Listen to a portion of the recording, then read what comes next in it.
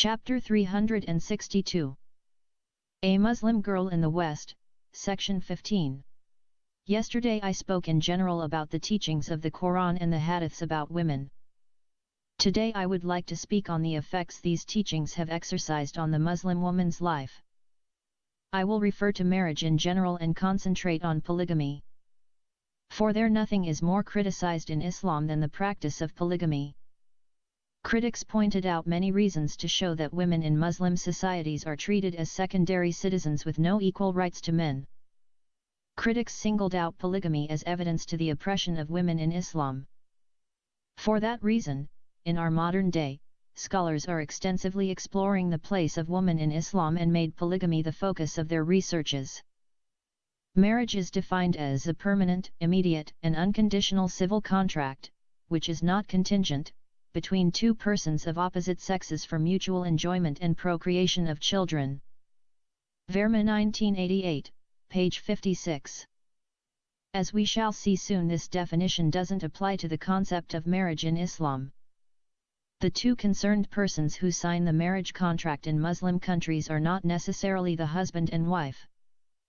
According to the Sharia law, a woman is utterly incompetent to enter into a marriage contract either herself or for another, even though her guardian should authorize her to do so. A father can contract the marriage of his virgin daughter without asking her consent, whatever her age. Verma 1988, page 24. There are no specific minimum age limitation in marriage in Islam. This is because the Prophet Muhammad had married Aisha at the age of 6 and slept with her when she was 9 years old. The Quran allows the girl to get married before she reaches the age of having her menstruation. Such of your women as have passed the age of monthly courses, for them the prescribed period, if ye have any doubts, is 3 months, and for those who have no courses, it is the same for those who carry life within their wombs, their period is until they deliver their burdens, and for those who fear Allah, He will make their path easy. Surat Al-Talaq 65, verse 4. The renowned Muslim commentator Ibn Kathir explains this verse as follows: there are 3 kinds of women. Those who grown old and their periods ceased, and those small girls who have not yet have their periods. The old women and the underage girls who have not yet menstruate, if they get married and divorced, they have to stay 3 months before they are allowed to get married again. The third type of women are those who still have their periods or pregnant. Those women have to stay 3 months and 10 days before they remarry again. There are 5 types of marriages in Islam. 1. Monogamous marriage, a lawful relationship between one man and one woman. 2. Polygamous marriage, a lawful relationship between one man and more than one woman, not to exceed 4 wives at a time. 3. Muta'a or enjoyment marriage, a temporary lawful relationship between a man and a woman. The relation could be 1 hour, 2 hours, 3 days, a month, etc. The enjoyment marriage doesn't require a judge or witness. The man says to the woman, "I marry you myself," and she says to him, "I marry you myself." Then he has to pay certain amount of money. This kind of marriage differs from the ordinary marriage because it does not aim at a continuous married life, but the enjoyment in a lawful way. It has been permitted by the Prophet, but abolished by the second Caliph, Omar ibn al-Khattab. Since this kind of marriage is permitted by the Quran, in Surat Al-Nisa 4, verse 24, the Caliph Omar has no legal right to abolish it. According to the Sharia law, no one has the right to abrogate the Quran after the death of the Prophet. Muta'a marriage is unlawful in Sunni Islam, but practiced until today by the Shiite Islam. In Iran, it is estimated that over 70% of temporary wives became prostitutes. Woodsman 1983, page 119. 4. Al-Mihyar marriage, Al-Mihyar marriage institution in Islam, allowing for a lesser form of relationship between man and woman than normal marriage. Mihyar is an official relationship between man and woman, but does neither involve that the two live together, nor that the man is economically responsible. Mihyar allows the man to have a normal wife in addition to his wife or wives. The Mihyar wife is expected to live with her parents, and her husband can visit her according to a predetermined schedule. Mihyar has been practiced in Saudi Arabia and Egypt for years. The Egyptian Sunni Imam Sheikh Mohammed Sayyed Tanta'i and the Mufti of Egypt officially legalized it in February 1999, and has also been defending the arrangement of mihyar. 5. The right-hand possession. Islam allows a Muslim man to indulge in sexual relation with women who aren't his wives. These are called jawari or war captives.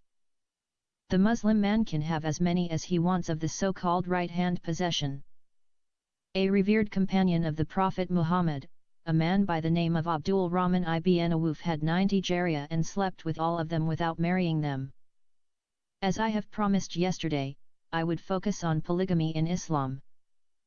The Quranic authority for polygamy, and if ye fear that ye will not deal fairly of the orphans, marry of the women who seem good to you, 2 or 3 or 4, and if ye fear that ye cannot do justice to so many, then one only, or the captives that your right hands possess. Surah Al-Nisa 3, verse 4.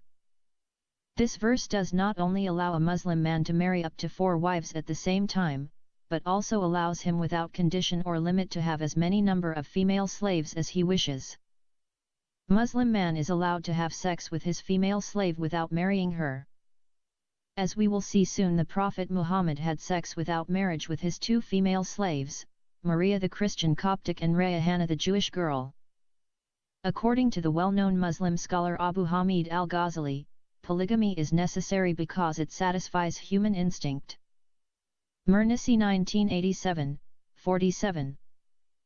The Moroccan scholar, Fatima Mernisi, commenting on the words of al-Ghazali, states that, this kind of argument reveals to us the Muslim theory of sexuality, for the man burdened with a strong sexual desire and for whom one woman is not enough to guarantee his chastity, chastity for a married person being abstention from zina, or fornication, it is recommended that he adds to the first wife, others. The total should not exceed 4, Mernisi 1987, page 47. Commenting on the Quran, Surat Al-Baqarah 2, verse 223, Mernisi argues that, Islam allows the Muslim man to have anal sex with his wife against her wish. The verse was revealed when an Ansari woman refused to allow her husband to have anal sex with her. Mernisi 1993, page 145. The woman went to Salama, wife of the Prophet and women's representative, and requested her to bring the matter before Muhammad. When Salama inquired from the Prophet regarding anal sex, a verse descended from heaven, which says, "Your women are a tilt for you, to cultivate, so approach your tilt in any position you wish." Quran Surah 2, 223. This verse gives men the right to choose the sexual position they want, and if they desire they are permitted to sodomize their wives against their wishes. Mernisi 1993, page 146. Polygamy in Islam is associated with the belief that women are sources of pleasure and enjoyment for men. History of Islam revealed that women were used by their male partners for the purpose of entertainment. Examples for this are stories of the Arabian Nights, also known as 1001 Nights, Kitab al-Ghani of Abi al-Faraj al-Asfahani, the women Jawari, female pleasure slaves, for the Abbasid caliphs, and the 72 virgins or huras, female creatures in paradise, are supposed to be offered as rewards to Muslim male believers. They are described in the Quran as beautiful, eternally virgin, and eternally loving. Mernisi 1988, page 71. The descriptions of the Huri girls in the Quran have great effect on the relationship between men and women in Islam. Men look at their wives as inferior to the Huris in beauty, loyalty, and pleasure providing. The Huri girls are not human beings, but special female creatures that God created for men's enjoyment and pleasure in paradise. One peculiar thing about the Virgin of Paradise is that she will neither menstruate nor urinate and not even defecate or get impregnated. The Prophet of Islam said, "They relieve themselves by perspiring through their skins, and its fragrance will be that of musk, and all stomachs will have become lean." Ibn Hibban.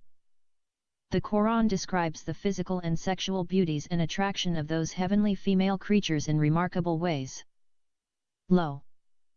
Those men who kept their duty will be in place secure amid gardens and water springs, attired in silk and silk embroidery, facing one another.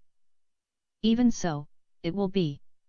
And we shall wed them unto houris fair ones with wide, lovely eyes. Surat al-Dukhan 44, verses 51-54. Therein maidens resting their glances, untouched before them by any man or jinn. Lovely as rubies, beautiful as coral. Surat al-Rahman 55, verses 56-58. The fair, the beautiful ones houris, with large eyeballs, kept close in their pavilions. Surat al-Rahman 55, verse 72. Surely for the God-fearing awaits a place of security, gardens and vineyards, and maidens of swelling breasts, or kawaib, like of age, and a cup overflowing. Surat al-Muzammil 73, verse 33. Kawaib means the woman who has breasts that are swelling and firm, not sagging. Hacked and Newton 1996, page 16. The Prophet of Islam said, "A woman does not give trouble to her husband in this world, but his wife of the pure-eyed ones houris does not say to her, 'Do not give him trouble.' May Allah destroy you. He is only a passing guest with you, and it is very near that he will soon leave you to come to us." Mishakat al-Masabi, Book 1, Hadith number 62. The Prophet was asked, "Do we have sex in paradise?" He answered, "Yes, by him who holds my soul in his hand, and it will be done daman, that is the intercourse done with such shove and disturbance. And when it is finished she will return pure and virgin again." Hacked and Newton 1996, page 17. When I was in grade 12 I asked my religious teacher, why did Allah create the beautiful virgins in paradise when there were women on earth? She told me because the Prophet Muhammad predicted that most of the women on earth would go to hell. She quoted to me this hadith. The Prophet said to a group of women, "O women, give alms, as I have seen that the majority of the dwellers of hellfire were you, women." Bukhari Volume 1, Hadith number 301. Besides the legal authorization of the practice of polygamy by the Sharia law, there are other social factors encourage the practice in the Muslim societies.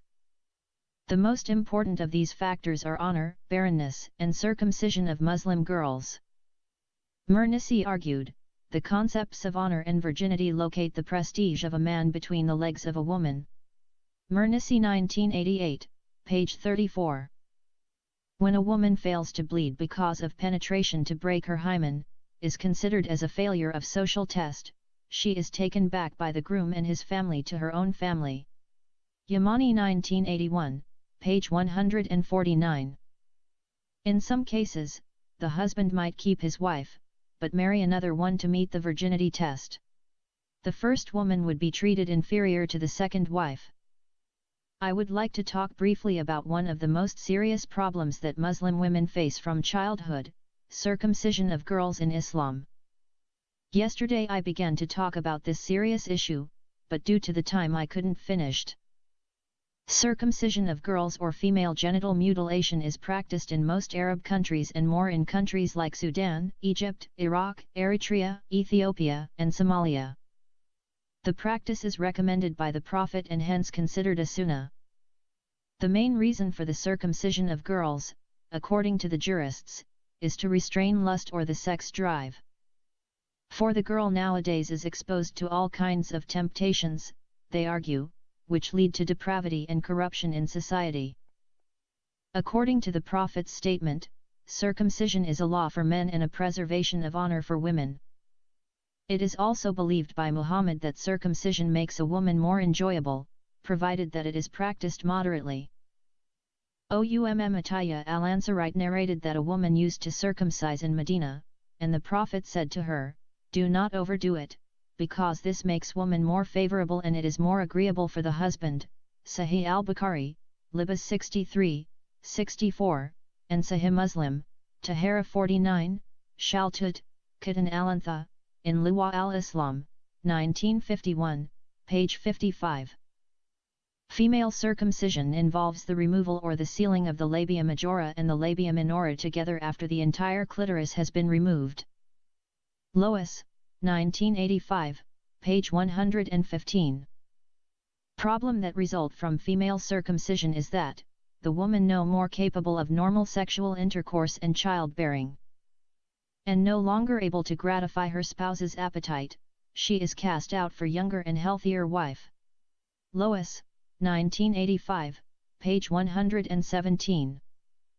Some modern Muslim writers like Dr. Nawal al-Sada'i, Fatima Mernisi, and Ghassem Amin discourage the practice of polygamy. As understood by Fatima Mernisi, polygamy is a way for a man to humiliate the woman as a sexual being. Mernisi, page 48. It is commonly believed in Morocco, that the wife could be humiliated by marrying another woman beside her. The Sudanese people share the same opinion, for they believed that, the best way to chastise the woman is to marry another woman with her. In Sudan and Egypt, the second wife is called Aldara, which means evildoer. Dr. Nawal al-Sada'i saw that the oppression of Muslim women could be attributed to the patriarchal class system, which gives the Muslim man the right to enslave, oppress, and use the women for his own interests. Yamani, 1985, page 83.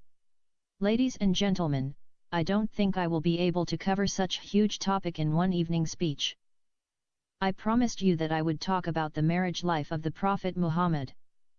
I have already half an hour beyond my scheduled time. So, I hope everyone understands this problem and forgives me of not fulfilling my promise. Once again, I am thankful to the Department of Religious Studies, and I look forward for another opportunity in future to speak in this prestigious university. The guests stood on their feet and began to clap their hands and voice out words of appreciation and thanks to Dr. Ibtihal. They did not stop cheering until she left the auditorium.